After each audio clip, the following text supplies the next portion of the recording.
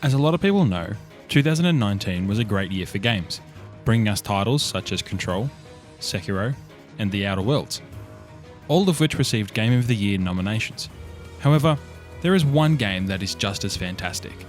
My name is Dylan from the Beta Network, and this is Should You Play Fire Emblem Three Houses?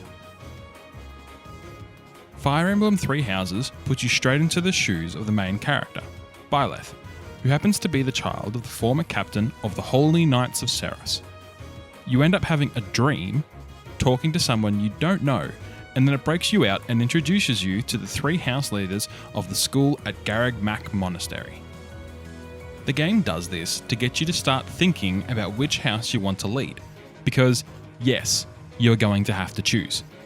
You end up saving them from the bandits and have to go back to the monastery where you get recruited as a teacher while your father helps Lady Rhea, the Archbishop, with some particular jobs.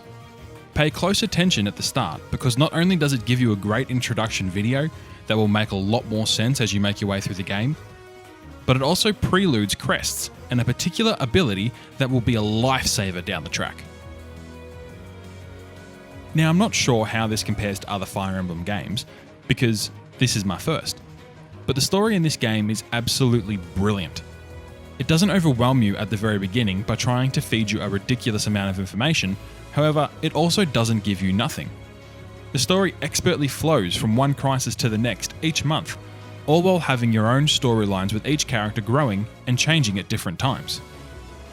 The information you get is fed to you intermittently, leaving you wondering and asking questions all through the game. This just makes you want to keep pushing for that one last battle that then turns into 2 and then 3. That is why this story is so great. It's gripping.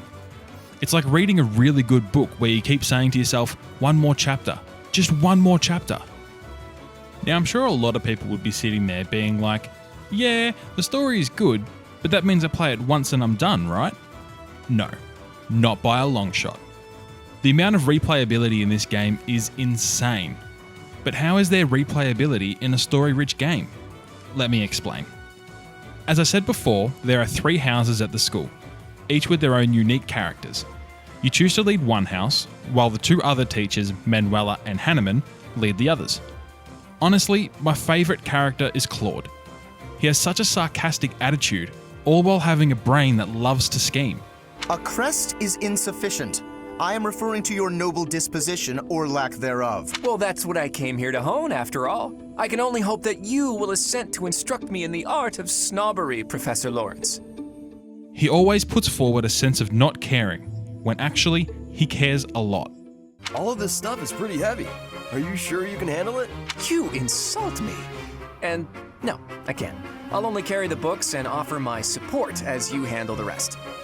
The whole story itself is also split into 2 parts. The first part is basically the same in every run. You just get slightly different people you interact with depending on the house you choose.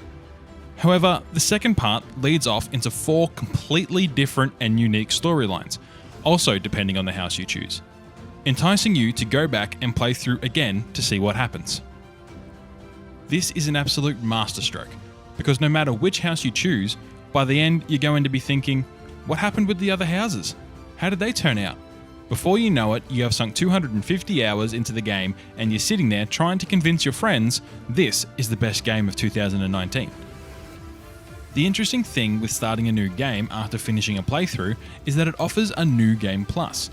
This is fantastic because it allows you to use your renown to level up Byleth to where you were beforehand, and kit him or her out in the best weapons of the game, straight off the bat.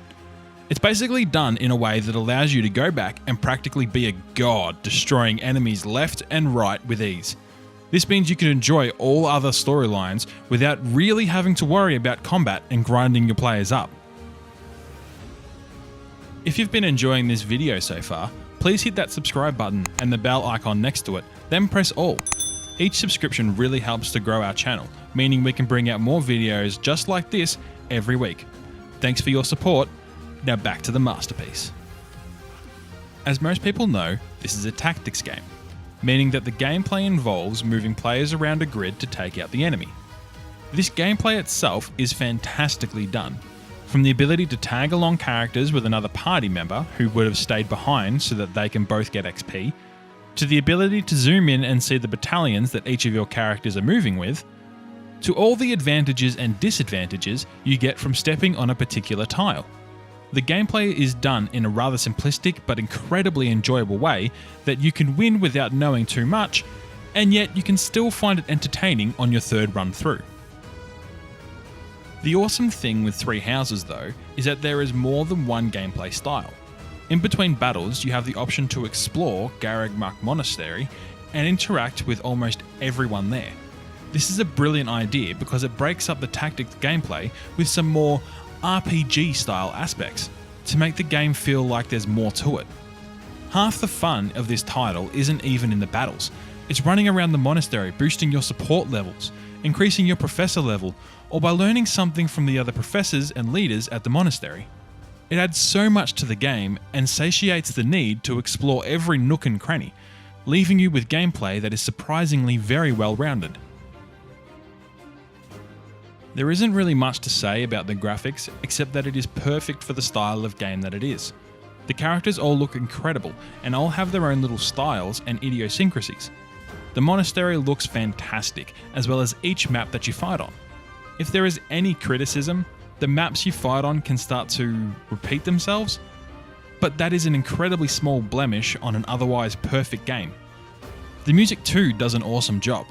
I found myself enjoying the soundtrack more and more with each playthrough, especially with the fact that the music changes according to the intensity of the battle.